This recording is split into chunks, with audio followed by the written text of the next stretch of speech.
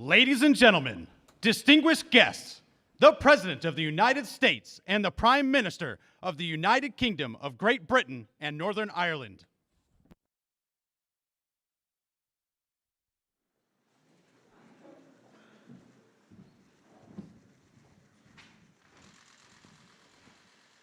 Well, good afternoon.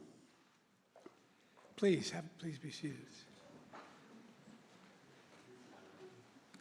I'd like to start with the permission of my British friends to just say a few words about the wildfires in Canada and the quality of the air here in the East Coast. This blanketed the communities in the East Coast and the smoke this past few days. I just put out a more detailed statement, so for the press and for the people to see, but I spoke yesterday with Prime Minister Trudeau. And I've decided, dictated a national interagency fire center response to Canada's request for additional firefighters and the fire suppression assets such as air tankers. We already have 600 American firefighters on the ground and been there for a while in Canada, including hotshots and the smoke jumper crews. And it's very important that affected communities listen to the guidance of their state and local officials from this point forward. To keep up to date on the air quality in real time, go to the app that we provided. It's called airnow.gov, and check on one another. And by the way, what you'll get is something that looks like this with a calibrated piece that says when the air is clean and when the air is dangerous and hazardous. And it dictates what, to tell you the air quality in the neighborhood. Now, it's my honor to welcome Prime Minister Sunak to the White House. Rishi, you're probably tired of meeting. We met in March in San Diego to discuss AUKUS and with Prime Minister of Australia. In April, we were there for the 25th anniversary of the Good Friday Agreement in Belfast. We met and discussed again today the need to get the Stormont Institution in Northern Ireland up and running. Last month, together with our G7 partners in Hiroshima, we drove progress in everything from our shared support for the brave people of Ukraine to the common principles of engaging with China. Today in Washington, we have had important and positive discussions to deepen our bilateral economic relationship and expand our cooperation to shape the challenges and future for this remainder of this century. It's a testament to the depth, breadth, and I would argue the intensity of our cooperation and coordination, which continues to exist between the United Kingdom and the United States. There's no issue of global of importance, none, that where our nations are not leading together and where we're not sharing our common values to make things better. In our conversations today, we continue to build on all that we've achieved over these past months. We discussed how we can continue to adapt and upgrade our partnership to ensure our countries remain at the cutting edge of a rapidly changing world. Our economic partnership is an enormous strength and source of strength that anchors everything that we do together.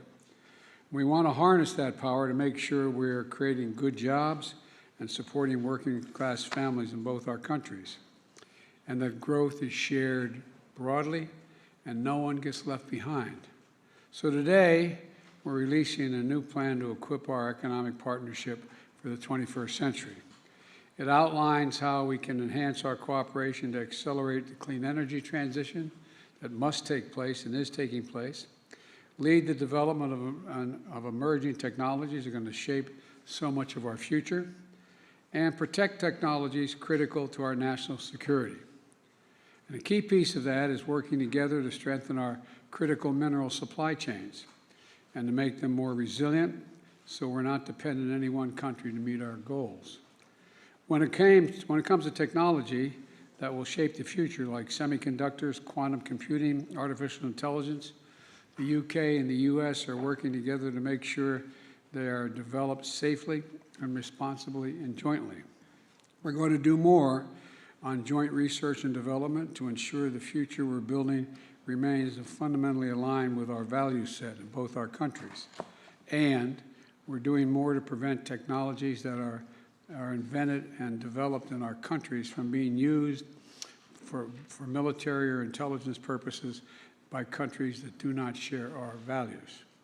Today, we'll also discuss our unwavering support for the people of Ukraine and who are defending themselves against the most brutal aggression we've seen in a long time at the hands of Russia and Putin.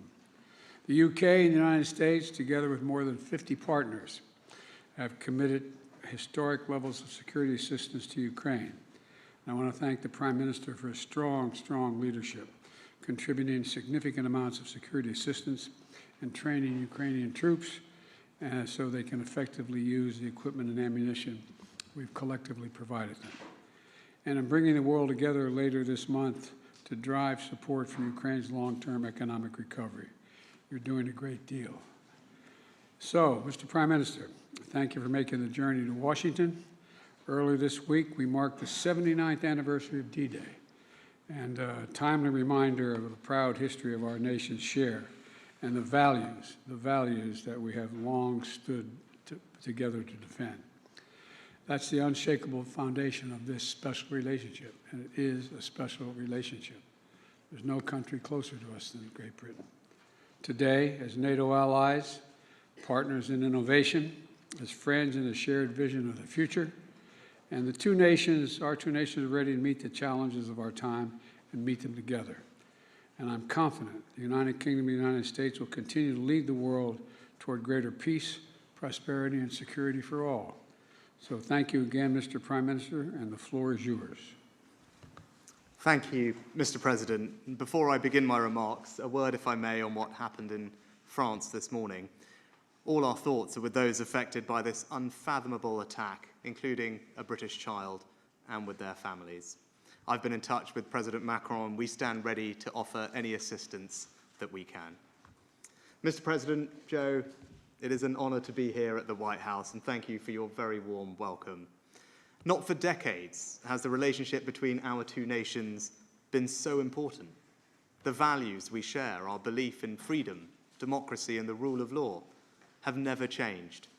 They never will.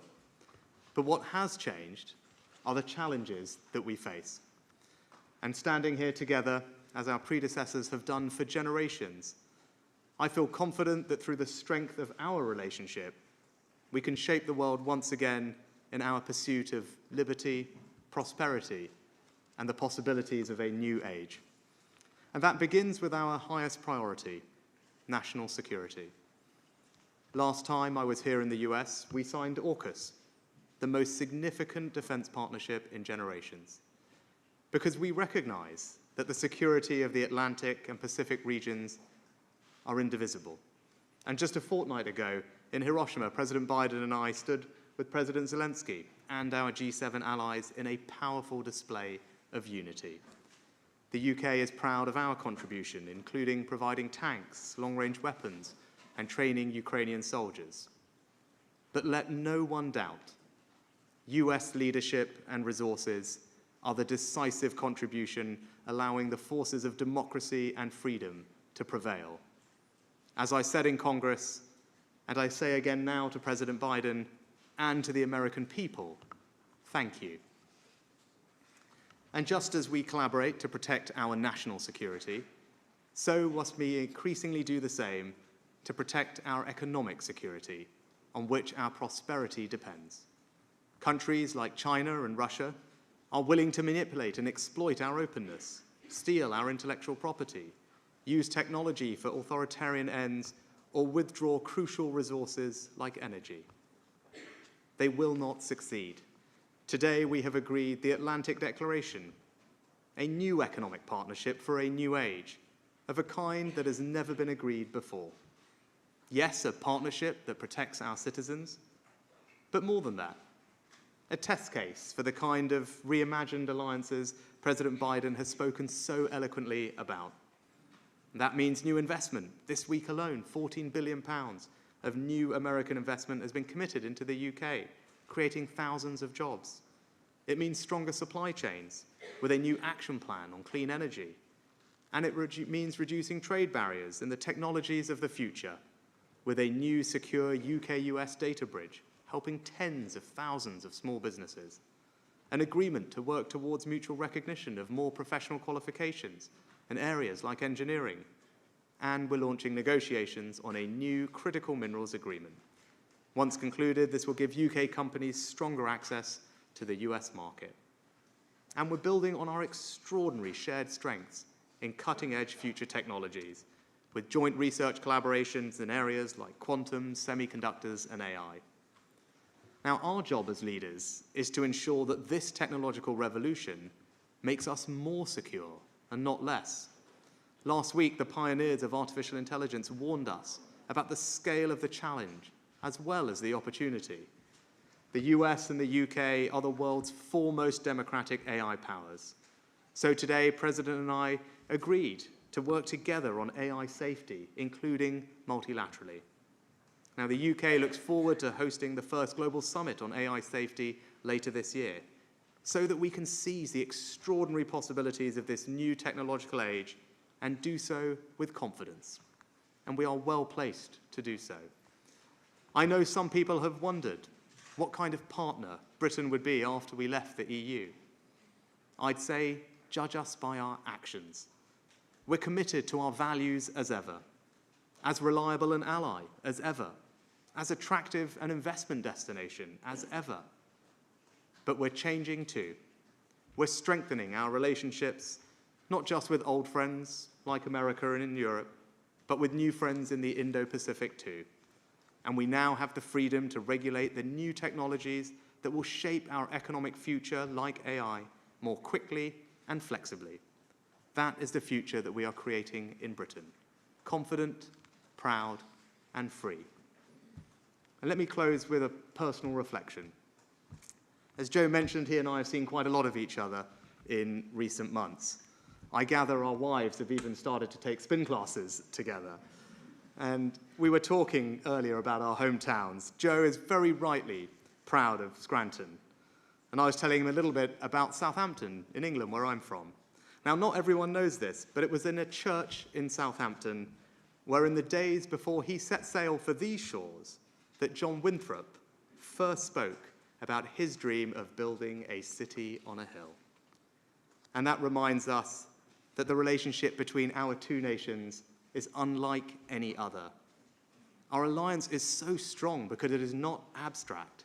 It is rooted in our people. And it's never been about our history alone, but about our ability to grasp the future.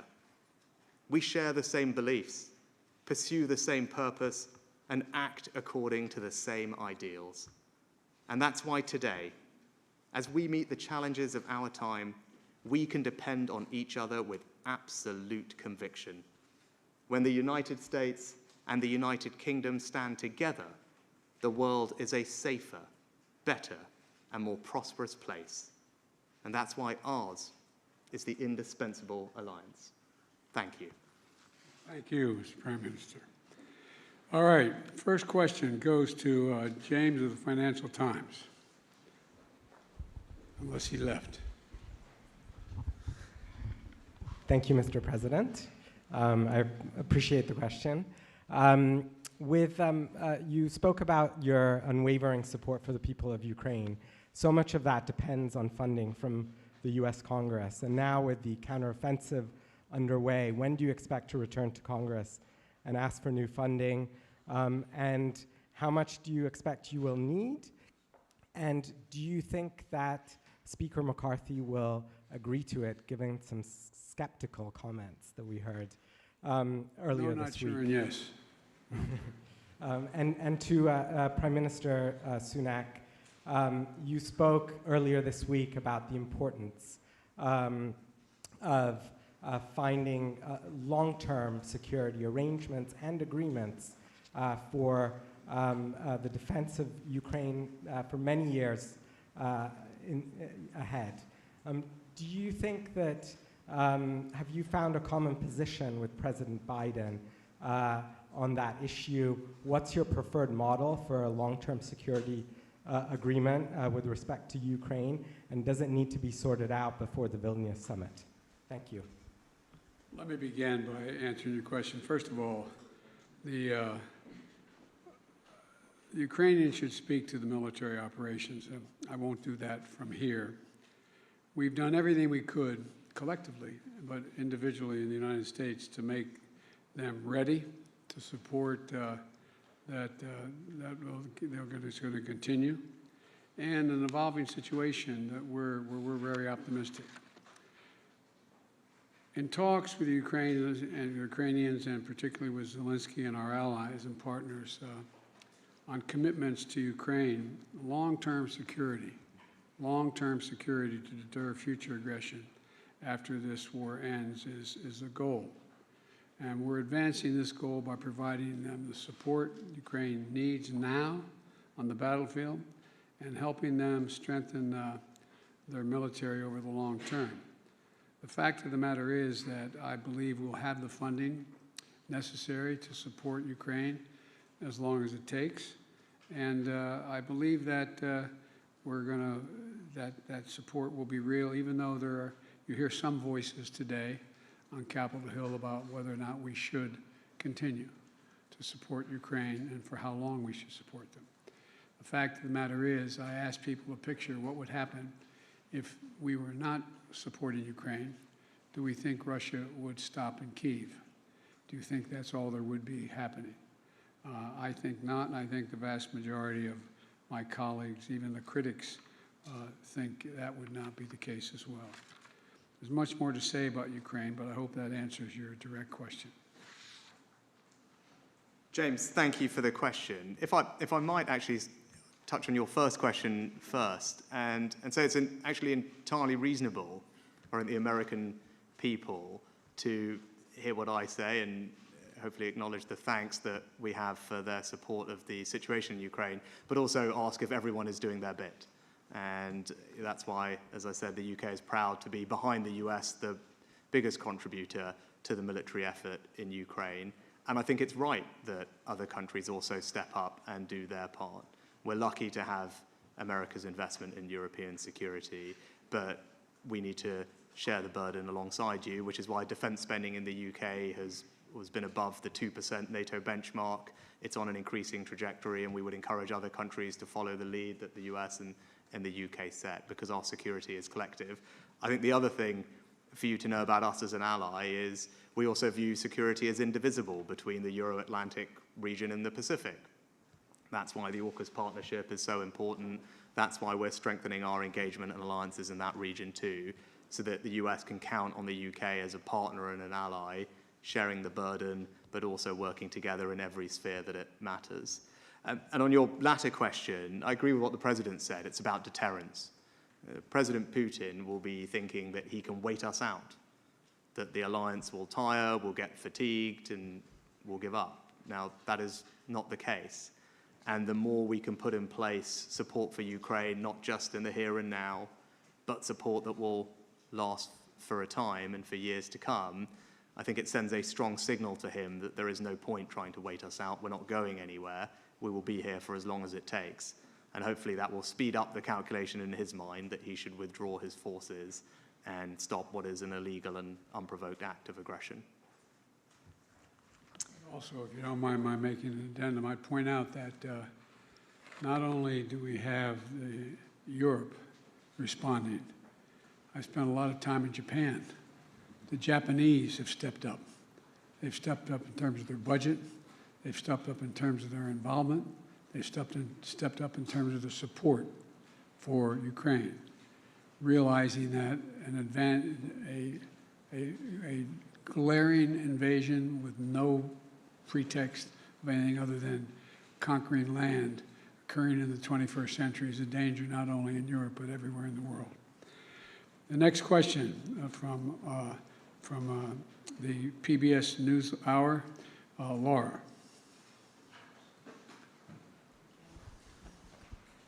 Thank you, Mr. President. I think you're going to steal the mic, that's why. Yeah, they're holding on to it. Laura Barone-Lopez with the PBS NewsHour. All over the country, Mr. President, Republican-led states are passing laws passing anti-LGBTQ, anti-transgender laws that restrict rights in medical care. Intimidation is on the rise. This week, anti-LGBTQ protesters turned violent in California. And also recently, I spoke to the parents of a transgender girl in Texas who told me that they're afraid and that they're considering leaving not just their state, but the country. Sir, why do you think this is happening? And what do you say to parents like the ones that I spoke to those families who are contemplating leaving the country because they don't feel safe anymore? And then Prime Minister Sunak, thank you. You mentioned that AI has been a key part of your visit.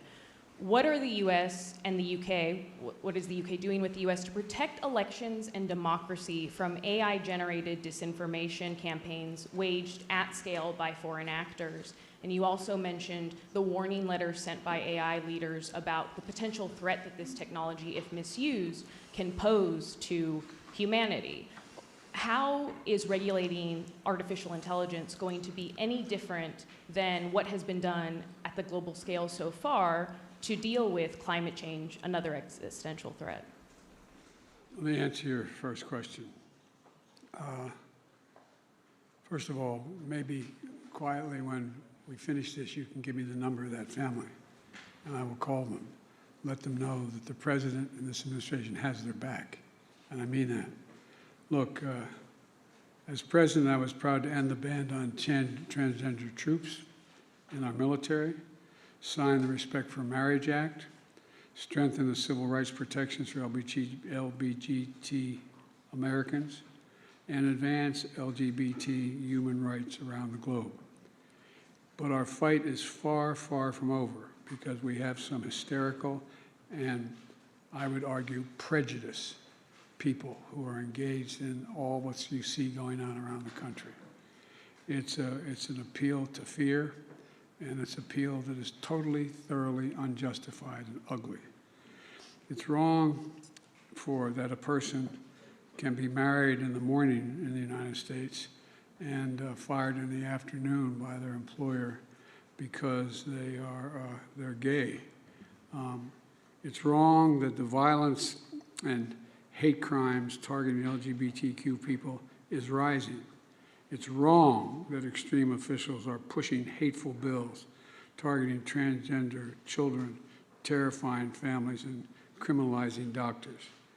These are our kids. These are our neighbors. It's cruel and it's callous. Not somebody else's kids, they're all our kids. They're the kids, and our children are the kite strings that hold our national ambitions aloft. It matters a great deal how we treat everyone in this country. And the fact is that I'm announcing today a series of new initiatives that we're taking to protect the LGBT community. I was going to do this at the 4 out on the South Lawn. We're having Pride Day. But we're going to have to postpone it because of the climate, because of the weather and the pollution out there, because of the fires. But number one, we're going to strengthen the physical safety. Dedicated resources, the federal coordination of Better Protect Pride celebrations, marches, community centers, healthcare providers, and small businesses. Secondly, we're addressing civil rights violations. A new coordinator to protect LGBT students from book bans, which make it harder for kids to learn and may violate their civil rights at the same time. We're also engaging in mental health and other supports, more mental health resources, and funding to help families support their kids, new efforts to protect LGBTQ kids in foster care, and steps to end the absolute end of LGBTQ homelessness. Congress has to pass, and I'm not giving up on this, just like they told me we couldn't get the Marriage Act passed. Congress must pass the Equality Act and send it to my desk. LGBTQ Americans, especially children, you're loved, you're heard, and this administration has your back, and I mean it. We are not relenting one single second to make sure that they're protected. Laura, on your question, it's clear that AI can bring incredible and will bring incredible benefits to society, our economies, to all of us. And actually, one of your leading venture capitalists just published an essay on this, which made the point very eloquently yesterday. I think it's also clear, though, that it does pose very real risks that we as leaders need to be cognizant of and put in place the guardrails to mitigate against. Actually, President Biden and I had a very good conversation on this just a couple of weeks ago in Japan in one of our sessions in Hiroshima. And we are aligned in wanting to discuss with other countries what those guardrails should be. I think here in the US, you've convened all the companies together recently. We've done the same in Downing Street just a couple of weeks ago. And I think there are a series of measures that we can implement, working cooperatively, as we have been discussing, that will ensure that we can enjoy the benefits of this technology whilst mitigating against their risks. And that's what our citizens would expect. And you talk about climate change, we come together at COP to work multilaterally across multiple countries to bring down carbon emissions, to get funding to the countries that need it, to share research on how we can develop the green technologies of the future. Indeed, that's part of our conversations and agreement today. Now, we need to bring that same spirit of urgency, I think, to the challenges and opportunities that AI poses, because the pace of the technological change is faster than people had anticipated. And I think the letter that you mentioned kind of reminded us that we do need to work urgently to address this issue. And I'm delighted that Joe and I and others will be doing that with all great haste. And I think a couple of questions on our end. Could I call on the BBC? Thank you. Chris Mason from BBC News. Prime Minister, your aim as a Conservative Party at the last general election was a full free trade deal with America. Isn't the simple truth of what's been announced today an acknowledgement of a failure to do that? And to the President, why won't you do a full trade agreement with the UK? Thank you. Thanks. So if you look at what we've announced today, what it does is respond to the particular opportunities and challenges that we face right now and into the future. And it asks the question, what do we need to do working together that can bring most benefit to our citizens as quickly as possible? And our agreement does that. It's a first-of-a-kind agreement that's ambitious in what it seeks to achieve. I think that I've structured it around a couple of different areas. The first is economic security, because the challenges we face are much more economic in nature. It's a big subject of our discussions at the G7 recently. And the only way we're going to meet those challenges is to work together, to strengthen the resilience of our supply chains, to research the technologies of the future together. And that's what we've announced today, is a partnership that will deepen our cooperation to strengthen the economic security, and that's good for all our citizens at home. And those risks have intensified in the past couple of years. I think that's very evident. But it also seeks to build prosperity and create jobs in both of our countries. We've announced billions of pounds of investment into the UK, which is going to support thousands of jobs. And the agreement that we've struck today will continue to do that. It will support tens of thousands of small businesses in the UK, removing unnecessary red tape so that they can trade and do business in the US far easier. And I think those types of specific targeted measures that will deliver real benefits to people as quickly as possible are the right things for us to be focused on. But I think be in no doubt, as Joe and I were discussing earlier, the economic relationship between our two countries has never been stronger. The trade is worth hundreds of billions of pounds or dollars a year. Over 1 million of our citizens in each other's countries work in each other's companies. We're one of the largest investors in each other's countries, and that trade is growing at something like 20% last year. So the relationship is strong, it's booming, but our agreement today focuses on the particular challenges, opportunities of the moment we're in, and I think that's the right thing for us both to be focused on. I think we had a really good discussion today about our economic relationship, and we launched negotiations on critical materials and an agreement to deal with climate crisis. For example, there is no reason why Great Britain will not play a major role in not only critical materials, but in investing in the United States of America in all of our initiatives relating to the need for critical materials, including battery technology and a whole range of things, number one. Number two, cooperating on data and AI. It is a limitless capacity and possibility. But we have to do it with great care not relative to one another, but relative to the issue.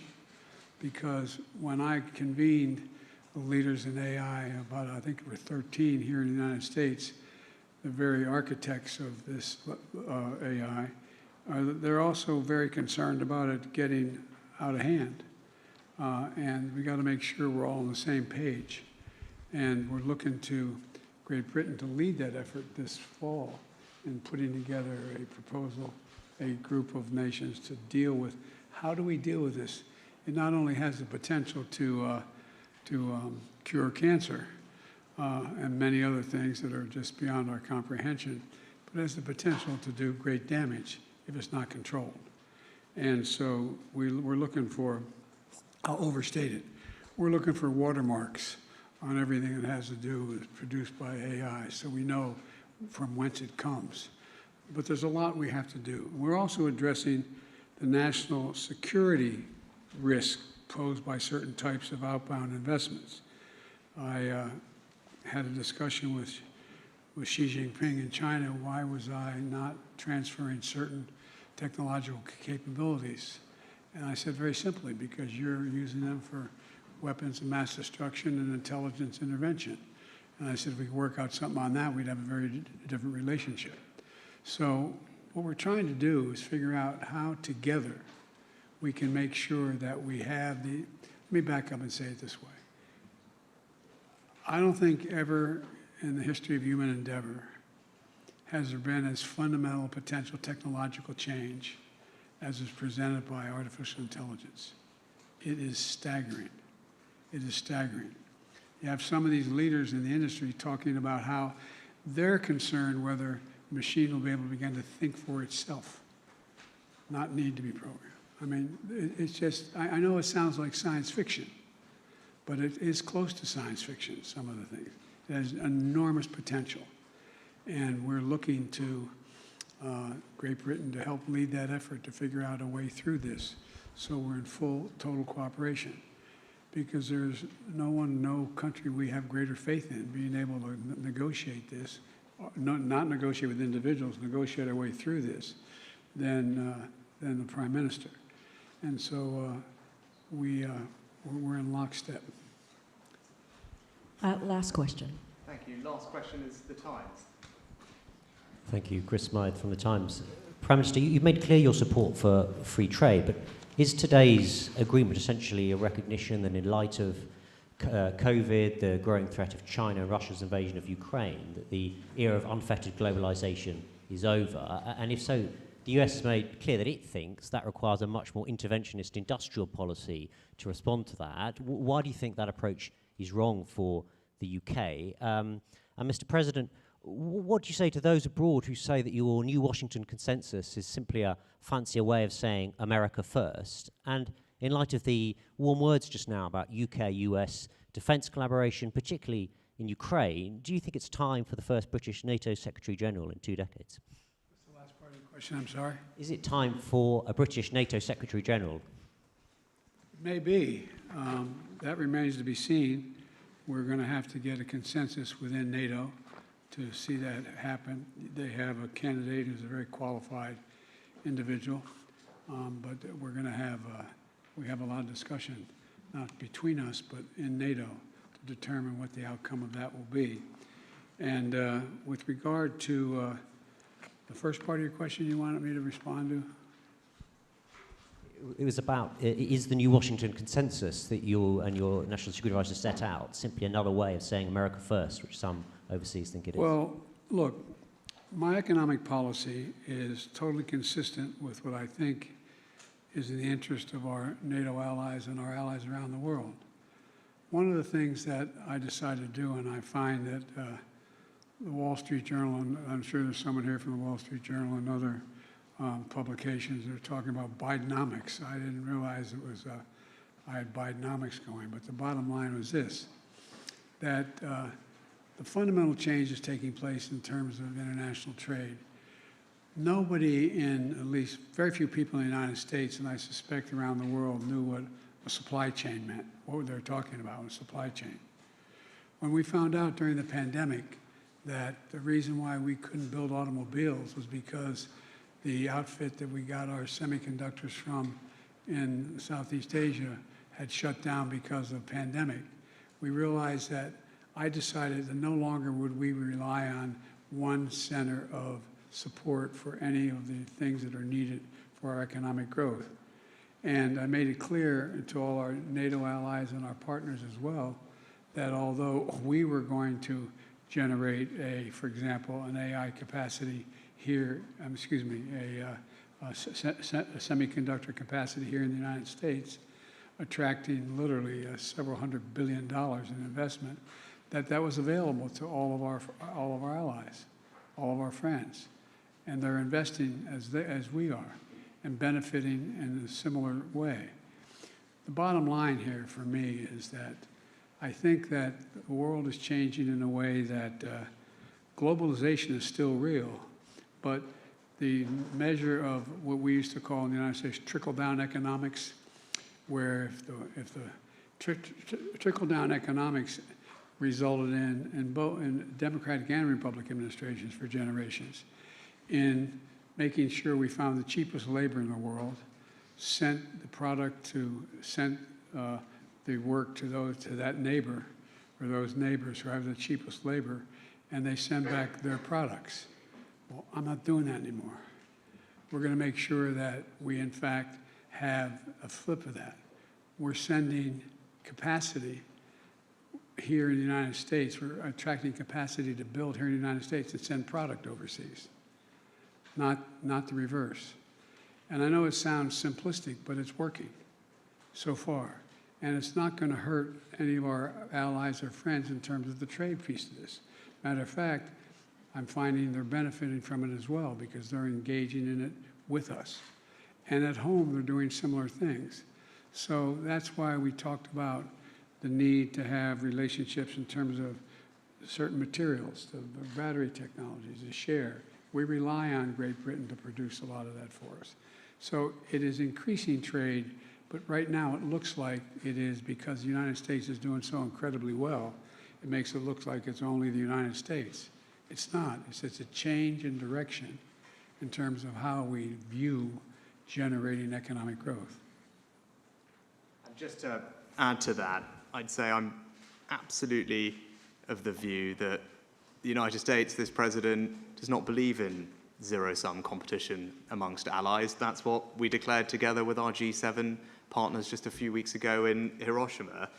This is a president and an administration that is completely attuned to the needs and concerns of its allies on these issues, and you can see that.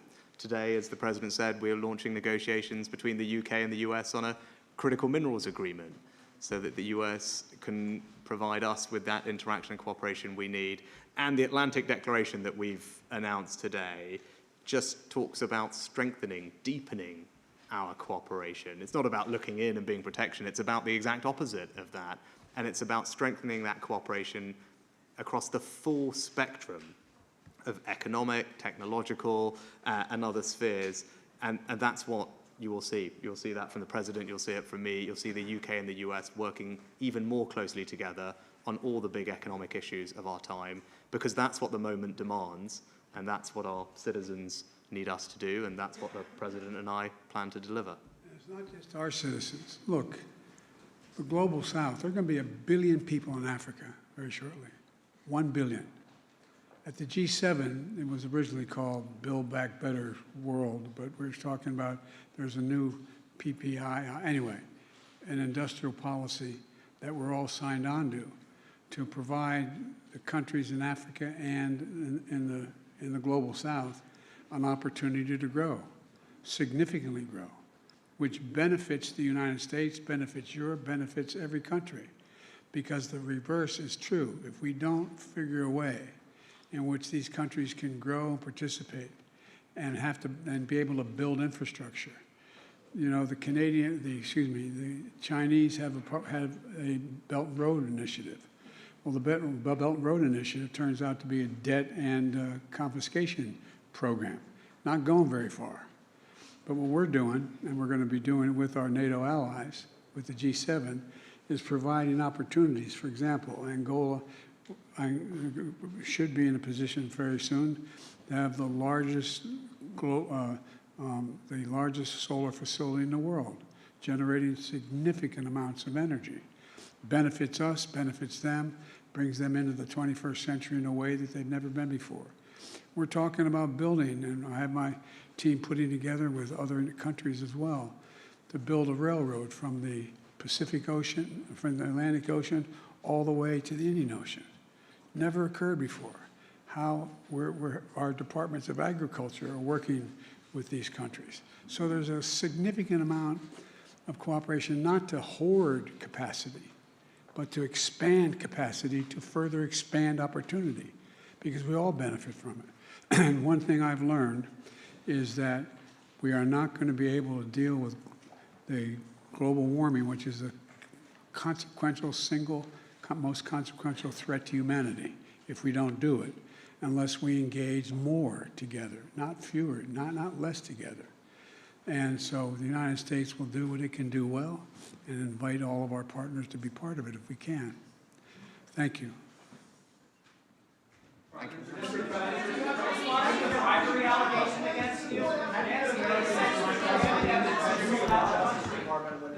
Ladies and gentlemen, distinguished guests, please remain in your seats as the principals and official delegations depart the East Room.